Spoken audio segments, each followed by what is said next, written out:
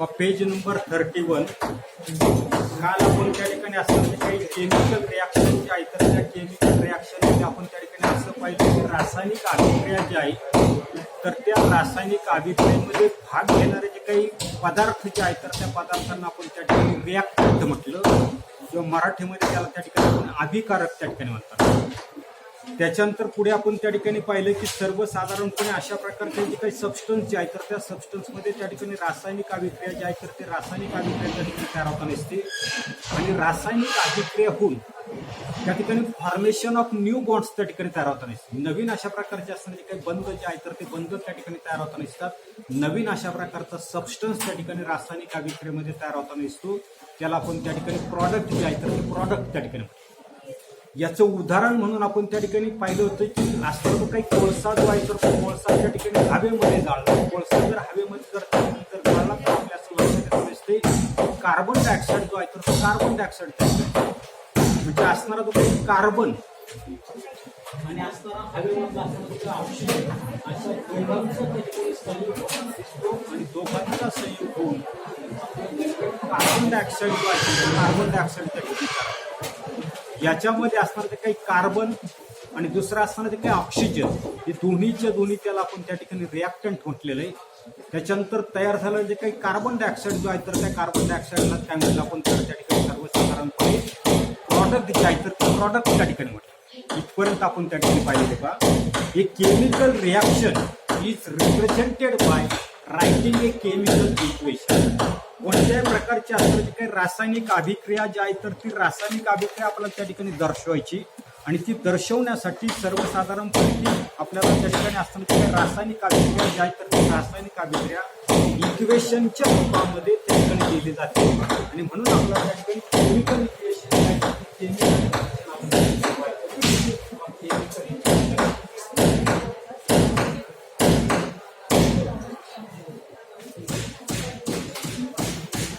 Chemical equation जे आहे तर याच्यामध्ये काय दिलेले पहा let's first look at a chemical reaction in activity 2. मागचं पान तुम्ही त्या ठिकाणी उचका.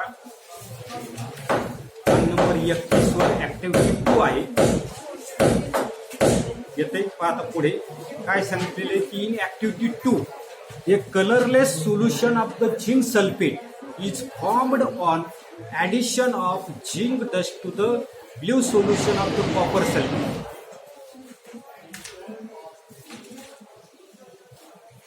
सेकंड ऍक्टिव्हिटी जी आहे तर त्या सेकंड ऍक्टिव्हिटीमध्ये आपण पाहिले झिंक डस्ट काय केली आपण कॉपर सल्फेट जे आहे त्या कॉपर सल्फेट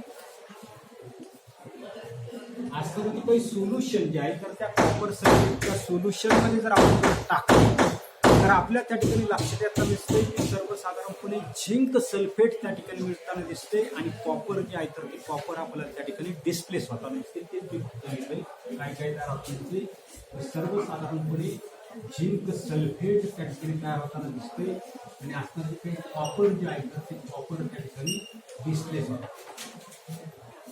ऍक्टिव्हिटी 2 जी आहे तर ती ऍक्टिव्हिटी 2 आपल्या त्या ठिकाणी लक्षात आली. पुन्हा त्या ठिकाणी लक्षात ठेवा ऍक्टिव्हिटी 2 मध्ये काय केलेलं आपण झिंक डस्ट घेतलेली जास्ताची पावडर घेतलेली. जास्ताची पावडर काय केली कॉपर सल्फेटचं असणारे काही द्रावण जे आहे तर त्या निळ्या रंगाचं कॉपर सल्फेटचं असणारे काही द्रावण जे आहे तर त्या द्रावणामध्ये जर टाकली तर आपल्याला दोन प्रॉडक्ट त्या ठिकाणी मिळतात. पहिलं प्रॉडक्ट आपल्याला झिंक सल्फेट आणि दुसरं आपल्याला सांगितलं कॉपर. मग आता अशा प्रकारची असणारी काही केमिकल रिॲक्शन जी आहे तर ती केमिकल रिॲक्शन काय केलेली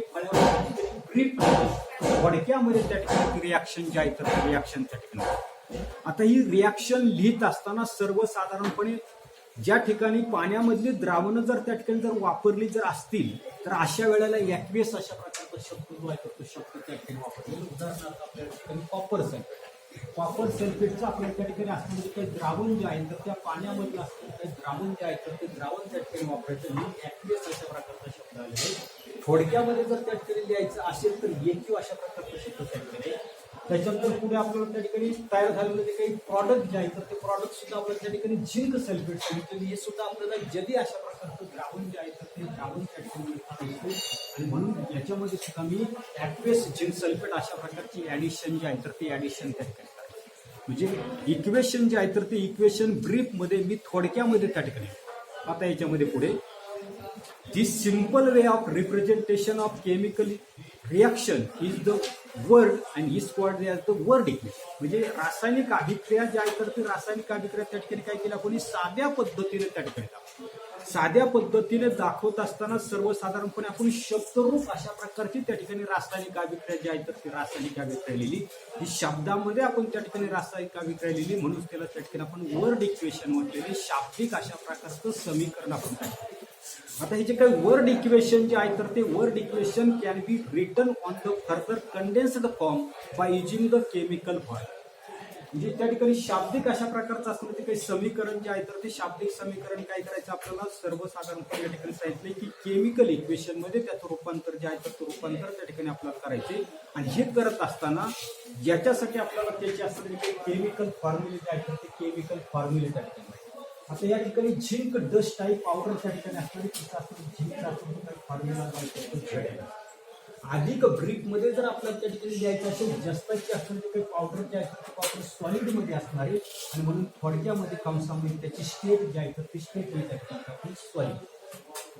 त्याच्यानंतर पुढे काय केलेलं पुढे कॉपर सल्फेट आहे CuSO4 असं कॉपर सल्फेटचं मी त्या ठिकाणी केमिकल फॉर्म्युला.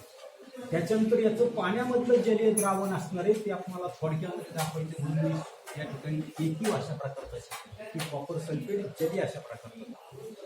त्याच्यानंतर पुढे काय करायचं नसते झिंक सल्फेट त्या ठिकाणी करायचं नसते आणि म्हणून ZnSO4 याचे त्या ठिकाणी जली अशा प्रकारचं असतं ते द्रावण. आणि तिसरं आपल्याला दिलेलं की कॉपर. आता हे जे काही कॉपर जे आहे तर ते कॉपर सर्वसाधारणपणे डिपॉझिट झालेलं आहे. हा फक्त बाण तुम्ही फक्त सध्या त्या ठिकाणी लक्षात ठेवा तिथे काही दाखवलं परंतु आपल्याला पुढे त्या ठिकाणी लागणार.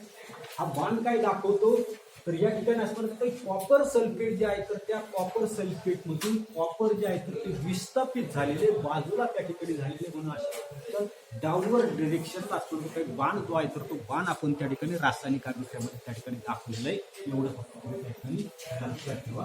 अशा पद्धतीने सध्या तरी मी त्या ठिकाणी असताना काही रासायनिक अभिक्रिया जी आहे तर ते रासायनिक अभिक्रिया या ठिकाणी लिहिली. पुढे the representation of the chemical equation in a condensed form from using the chemical formulae is called the chemical equation. जसं वर्ड इक्वेशन आपण पाहिलं तसं या ठिकाणी केमिकल इक्वेशन म्हणजे रासायनिक अभिक्रिया किंवा रासायनिक समीकरण. रासायनिक समीकरण कशाला म्हणता नसतो की सर्वसाधारणपणे अशा प्रकारची त्या ठिकाणच्या अभिक्रिया की ज्या अभिक्रियेमध्ये काय केलेले की आपण केमिकल फॉर्म्युले जे आहे तर त्या केमिकल फॉर्म्युल्यांचा वापर करून ते इक्वेशन जे आहे तर ते इक्वेशन त्या ठिकाणी लिहिलेले आहे. केमिकल फॉर्म्युल्यांचा त्या ठिकाणी वापर केलेला आहे. रासायनिक सूत्र जे आहे तर त्या रासायनिक सूत्रांचा आपण त्या ठिकाणी वापर केलेला आहे. आणि म्हणून अशा प्रकारचं असताना ते काही इक्वेशन जे आहे तर त्या इक्वेशनला आपण म्हणणारे केमिकल इक्वेशन त्या ठिकाणी.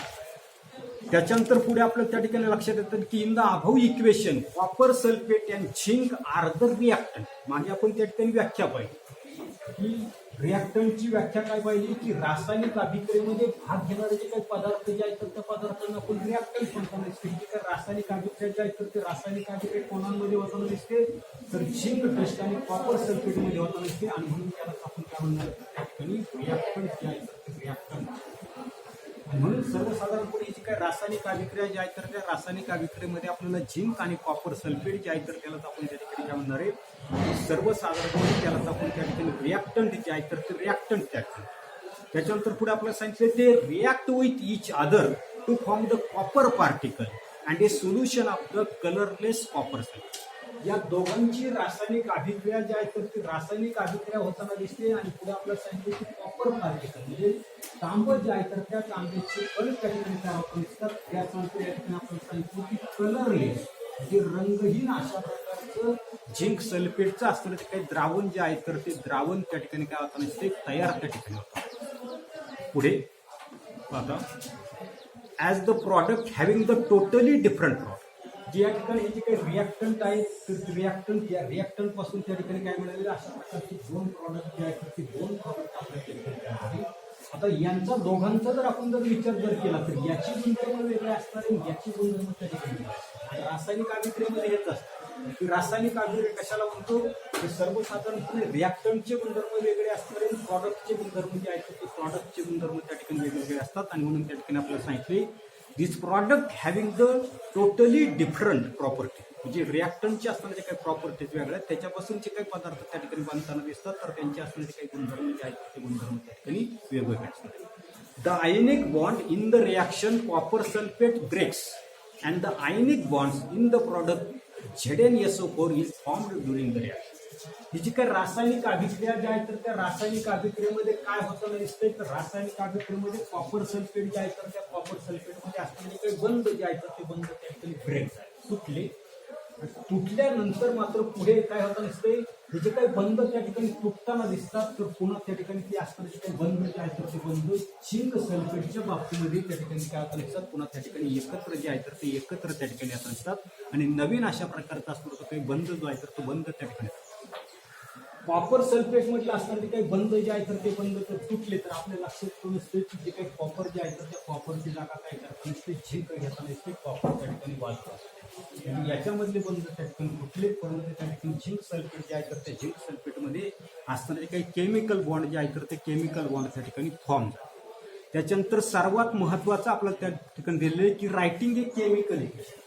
कोणत्या प्रकारचे असेल तर काही रासायनिक अभिक्रिया ज्या आहेत तर ते रासायनिक अभिक्रिया लिहित असताना काही असेल तर काही रूल्स जे आहेत तर त्या रूलचा आपल्याला काही वापर जो आहे तर तो वापर आपल्याला त्या ठिकाणी करायचा आहे. बघा पुढे रायटिंग ए केमिकल इक्वेशन.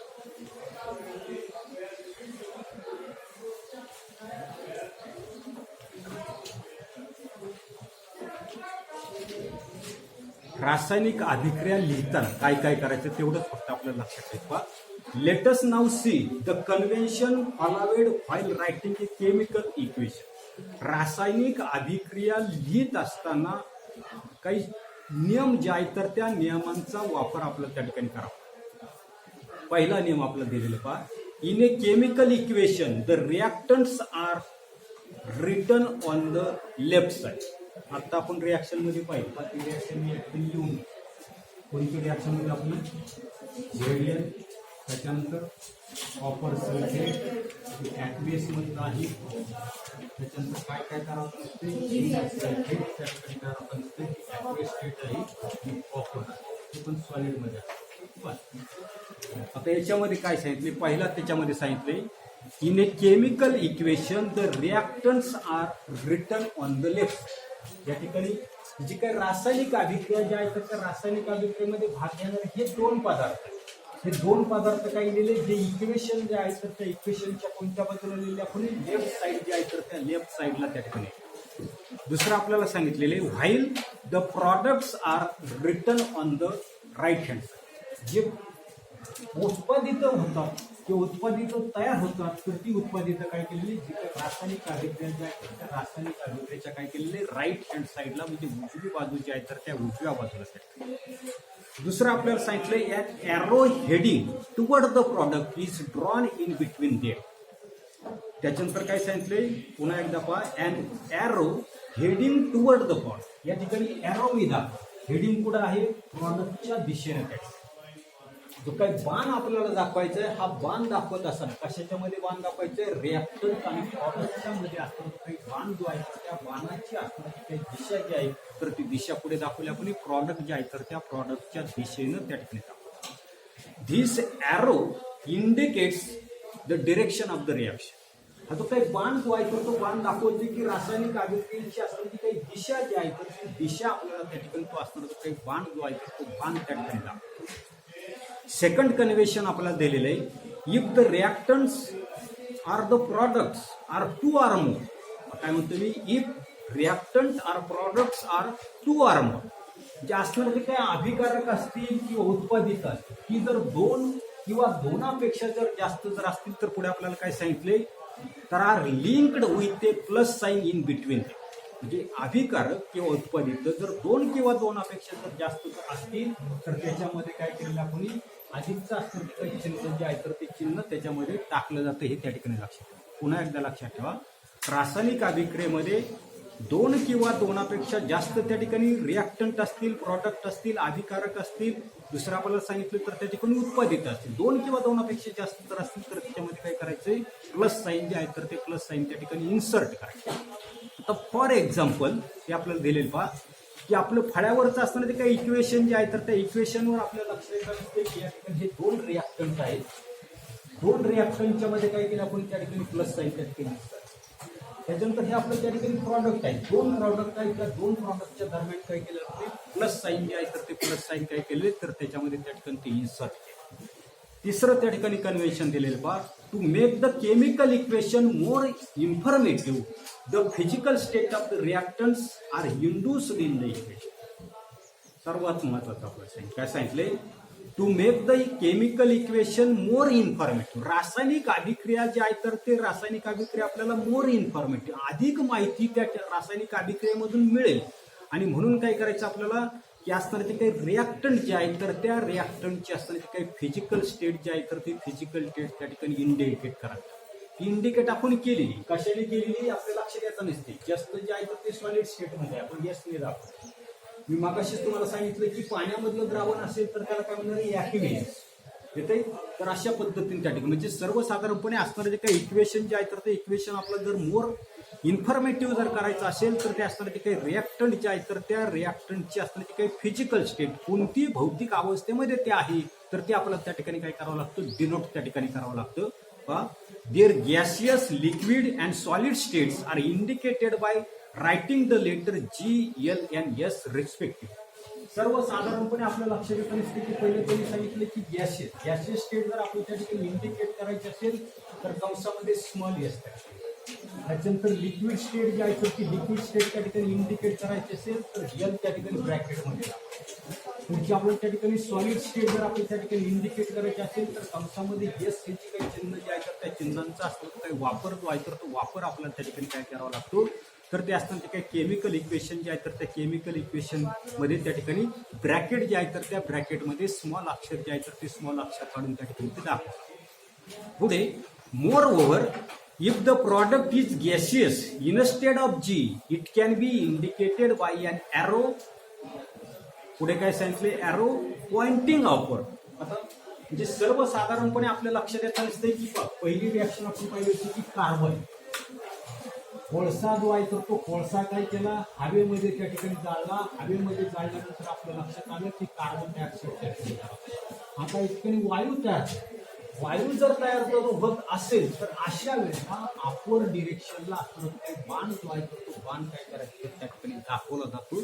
हे तुम्ही त्या ठिकाणी रासायनिक अभिक्रिया लिहित असताना लक्षात येतो. आता काय सांगितलं की सर्वसाधारणपणे if the product is in the gaseous state instead of G it can be indicated by an arrow pointing upward.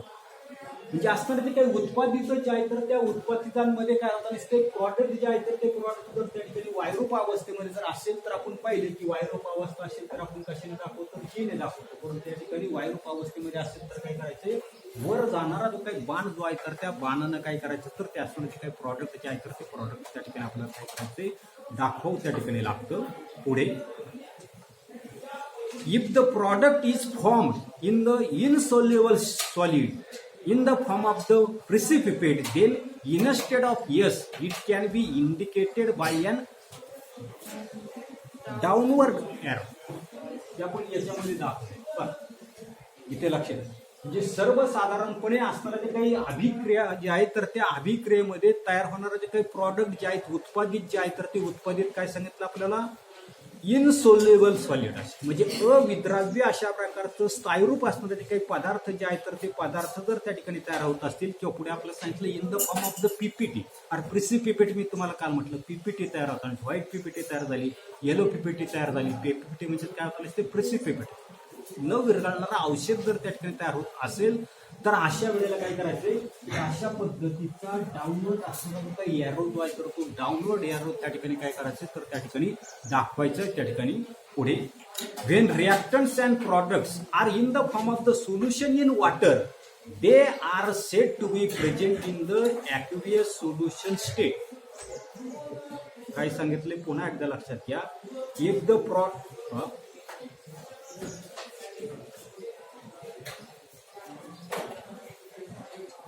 when the reactants and products are in the form of the solution in the water they are said to be present in the aqueous solution state. म्हणजे रासायनिक अभिक्रिया ज्या आहेत तर त्या रासायनिक अभिक्रियेमध्ये असणारं reactant असेल, प्रॉडक्ट असेल तर ते काय सांगितलंय, सोल्युशन इन द वॉटर, पाण्यामधलं त्याचं जे काही द्रावण जे आहे तर ते द्रावण जर त्या ठिकाणी जर असेल तर अशा वेळेला त्याच्यामध्ये ते लिक्विड न दाखवता आपण काय केले, या ठिकाणी ऍक्वियस अशा प्रकारचं जे पाण्यामधलं द्रावण असेल तर ते लिक्विड स्टेटमध्ये न दाखवता आपण काय केलेलं, ऍक्वियस जे आहे तर ते ऍक्वियस स्टेट त्याची असणारी जे काही स्टेट जी आहे तर ती स्टेट त्या ठिकाणी आपण काय केलेली दाखवली. This state is indicated by putting the letter AQ in the bracket after their formula. याचा फॉर्म्युला लिहिला जे असणार काही केमिकल जे आहे तर त्या केमिकलचा फॉर्म्युला लिहिला आहे. फॉर्म्युल्यानंतर AQ शब्द काय केलेला आपण ब्रॅकेटमध्ये तिथे सुद्धा फॉर्म्युला लिहिला आहे. फॉर्म्युल्यानंतर काय केलं तर तिथं आपण काही शॉर्टकट जो आहे तर तो शॉर्टकट आपण ब्रॅकेट जो आहे तर त्या ब्रॅकेटमध्ये टाक केला. Thus, the equation 2 is written as equation shown below. आता जे काही शोन आहे तर तेच आपण फाईलवर लिहिलेलं आहे. जसं आपण त्याच्यामध्ये बदल जो आहे तो बदल त्या ठिकाणी केलेला आहे. ते एक्स्ट्रा या ठिकाणी आपण काय केलेलं आहे, या ठिकाणी प्रेसिपिटेट जे आहे तर ते प्रेसिपिटेट त्या ठिकाणी इक्वेशन जे आहे तर त्या इक्वेशनमध्ये आपण त्या ठिकाणी दाखवतो. त्याच्यानंतरच पुढचा असणारा जो काही भाग जो आहे तर आपण पुढच्या तासाला पाहू. एवढाच भाग आपण या तासाला पाहणार आहोत. पुढील भाग पुढील तासाला पाहू. धन्यवाद.